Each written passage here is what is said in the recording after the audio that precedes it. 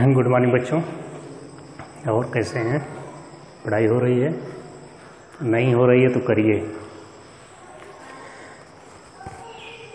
जैसा कि हम पिछली क्लास में आपको कबीरदास की साखियों के बारे में जो है बता रहे थे, कबीरदास का जीवन परिचय भी हमने आपको बता दिया संक्षेप में, और साखियों के बारे में भी जो है थोड़ा बहुत आपको बस जानकारी दिए हैं।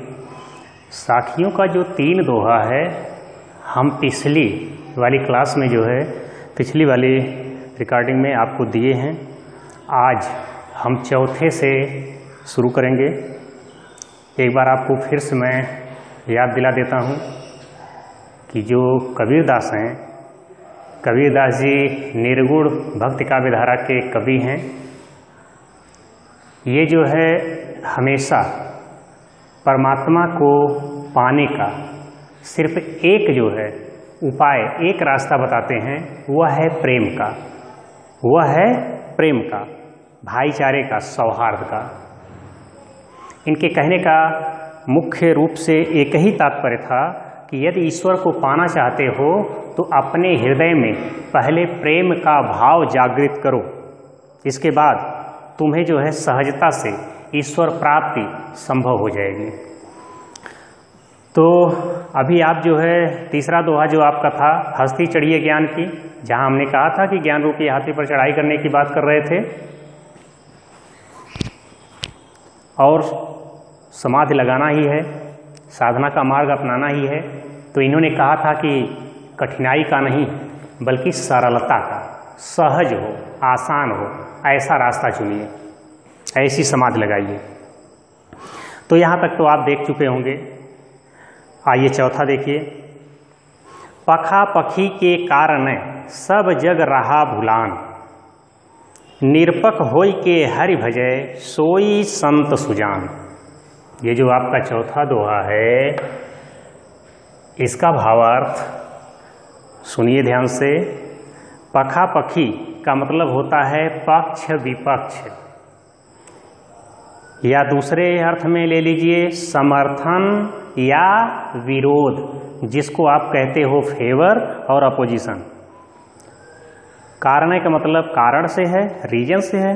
सब जग, जग माने संसार होता है। भूलान का मतलब भूला हुआ है, खोया हुआ है। निरपक, निरपक का मतलब यहाँ निष्पक्ष से है, न्यूट्रल भाव से है, न्यूट्रल वे में।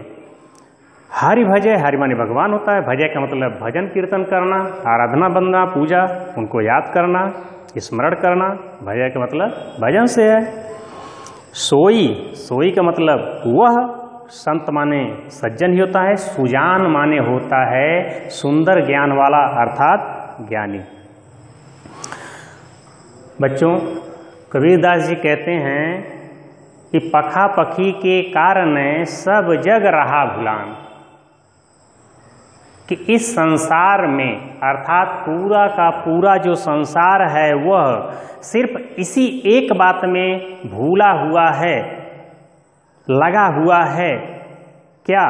पखा पखी के कारण, पक्ष और विपक्ष का कारण ढूंढने में लगा हुआ है, अर्थात सांप्रदायिक एकता को न अपना के बल्कि स्वार्थवश किसी सांप्रदायिकता को अपनाकर और बाकी किसी से विरोध जताकर ये कहना चाह रहे हैं कि जो सांप्रदायिकता है इसको कुछ लोग अपना करके, संसार में रहने वाले अपना करके, और कुछ लोग उसका विरोध करके कह रहे हैं कि इसी में अपना समय जो है बर्बाद कर रहे हैं, इसी में पूरा संसार भुलाया हुआ है, अर्थात अपने आप को भूला हुआ है। कह रहे हैं कि वास्तव में ईश्वर को लेकर के बहस करना या उसको झगड़े का कोई विषय बनाना, बहस का मुद्दा बनाना, कह रहे हैं कि ये कोई जो है ज्ञानियों का, संतों का काम नहीं है। पक्ष विपक्ष या समर्थन विरोध हमें ईश्वर के अन्य प्रवर्तकों को लेके, समर्थकों को लेके हमें जो है पक्ष विपक्ष या समर्थन विरोध का भाव नहीं लाना चाहिए। लेकिन लोग इसी में, संसार के ज़्यादा से ज़्यादा, अधिक से अधिक लोग इसी में भूले हुए हैं। लेकिन जो समर्थन या विरोध पक्ष या विपक्ष अर्थात सांप्रदायिकता की भावना को न समर्थन ही करता है न विरोध ही करता है। कह रहे हैं कि जो ऐसे लोग होते हैं जो निरपेक्ष होते हैं, जो निष्पक्ष होते हैं, अर्थात जो निष्पक्ष होकर हरि का भजन करता है, अर्थात हरि की वंदना पूजा स्मरण करता है, कह रहे हैं कि वास्तव में सोई संत सुजान, वही संत हैं, वही ज्ञानी हैं, वही जो है बुद्धिजीवी हैं। पखापखी के कारण, एक बार फिर सुन लीजिए, कबीरदास जी कहते हैं कि पक्ष विपक्ष के कारण ही अर्थात सांप्रदायिकता की भावना का समर्थन और विरोध करने में ही सब जग रहा भुलान, पूरा संसार इसी में खोया हुआ है, अर्थात हिंदू मुस्लिम करने में ही अपने आप को लगाए हुए है। कह रहे हैं कि यह ज्ञानियों की पहचान नहीं होती, यह सज्जनों की पहचान नहीं होती। वास्तव में असली संत, असली सज्जन, असली ज्ञानी, वास्तविक सज्जन और ज्ञानी तो वही होते हैं जो हरि का स्मरण निष्पक्ष भाव से करते हैं। अगला दोहा देखिए, हिंदू मुआ राम कह, हिंदू मुआ राम कह, मुसलमान खुदाए, कहे कबीर सो जीवता, जो दूह के निकट न जाए। कबीरदास जी उसी निष्पक्षता की बात करते हुए आगे कहते हैं कि यह जो सांप्रदायिकता की भावना में लोग जो है समर्थन और विरोध में रात दिन लगे हुए हैं, उसी बात को आगे बढ़ाते हुए, उसी कड़ी को आगे जोड़ते हुए कहते हैं कि हिंदू मुआ राम कहे, कि यहाँ जो हिंदू धर्म के प्रवर्तक हैं, हिंदू धर्म को मानने वाले लोग हैं, वे राम राम कहते हुए मौत को प्राप्त कर जाते हैं, मृत्यु को प्राप्त कर जाते हैं। मुसलमान खुदाए, और जो मुसलमान अर्थात जो खुदा के समर्थक हैं, इस्लाम के समर्थक हैं, वह जो है खुदा खुदा कहते कहते, अल्लाह अल्लाह करते हुए वो जो है मृत्यु को प्राप्त हो जाते हैं। लेकिन ये कह रहे हैं कि जो दूह के निकट न जाए, जो इन राम और रहीम अर्थात राम राम और अल्लाह अल्लाह खुदा खुदा दूह के निकट, इन दोनों के करीब जो नहीं जाता है, अर्थात इन दोनों को अलग अलग दो रूपों में जो नहीं मानता, कहें कबीर सो जीवता, कह रहे हैं कबीरदास जी कह रहे हैं कि वास्तव में वही जीवित है, वही वास्तव में जीवित है। कौन? जो न राम के चक्कर में रहता है, न रहीम के चक्कर में रहता है, बल्कि वह सिर्फ एक सिद्धांत को अपने जीवन में अपनाता है कि ईश्वर एक है, नाम अनेक है।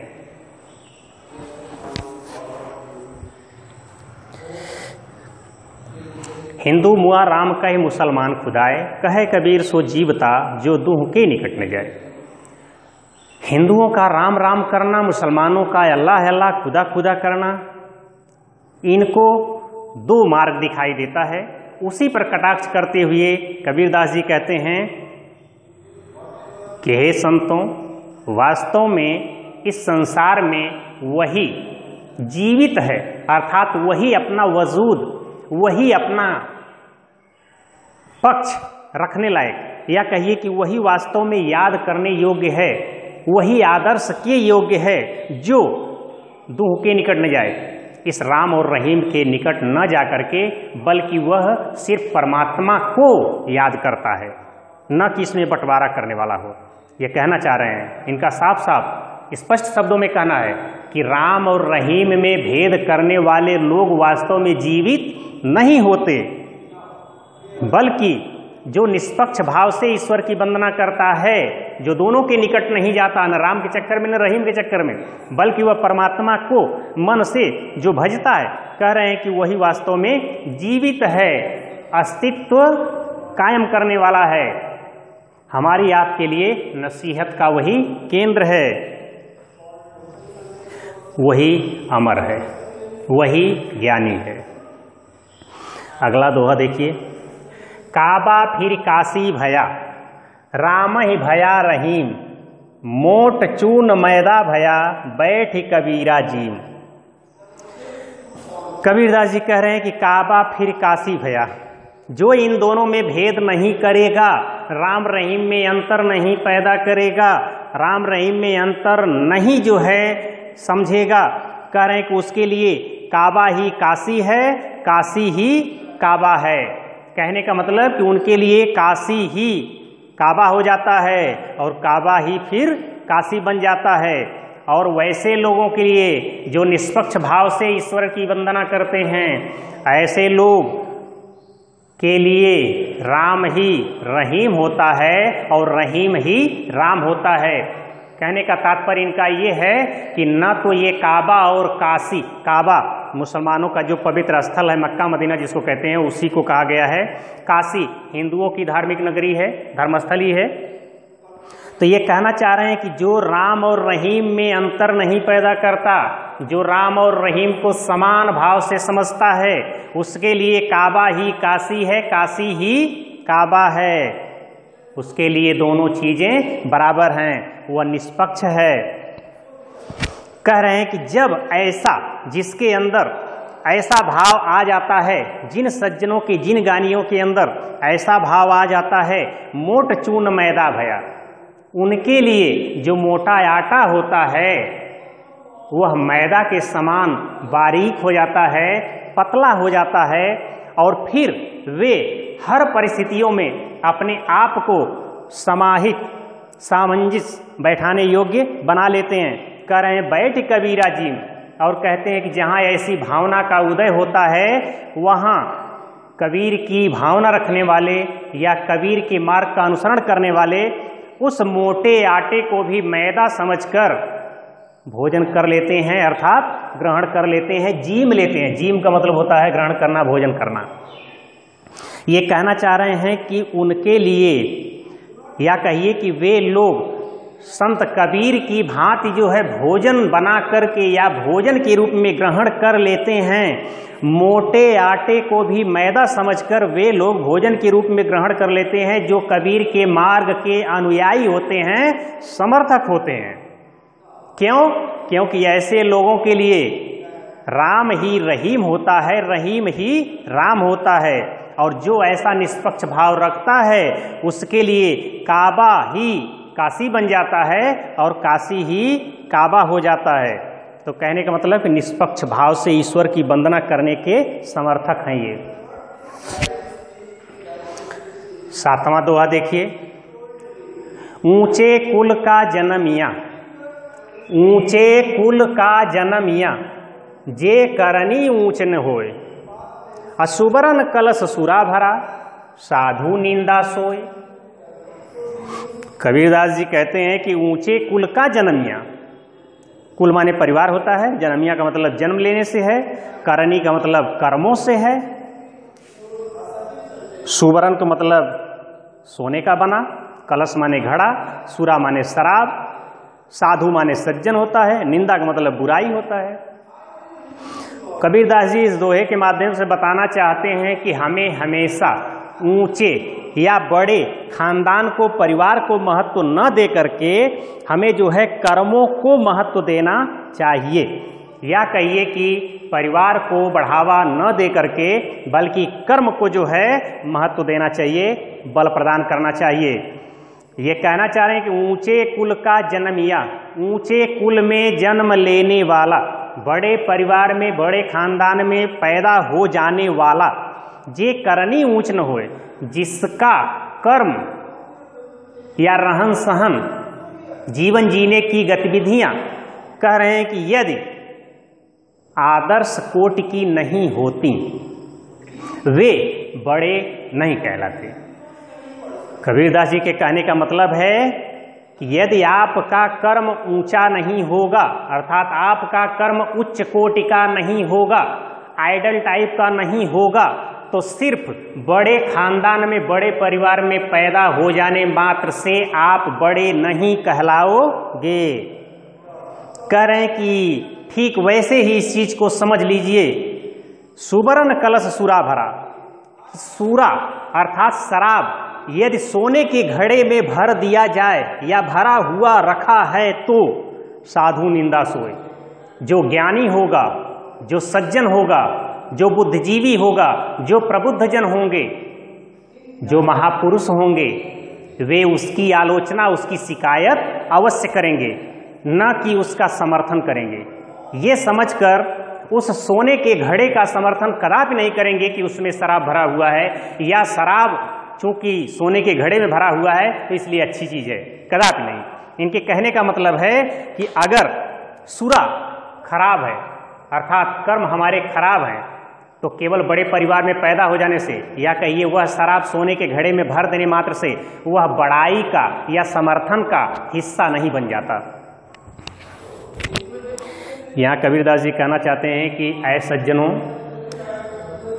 ऊंचे कुल में उच्च प्रतिष्ठित खानदान में, परिवार में जन्म ले लेने मात्र से हम बड़े नहीं बन जाते, बल्कि हमें ऊंचे कर्म करने पड़ते हैं। इस चीज को दूसरी तरीके से भी समझ सकते हैं कि उन्होंने उदाहरण दिया है कि सज्जन लोग, महापुरुष लोग, कोई भी बुद्धिजीवी होगा वह निंदा ही करेगा यदि शराब को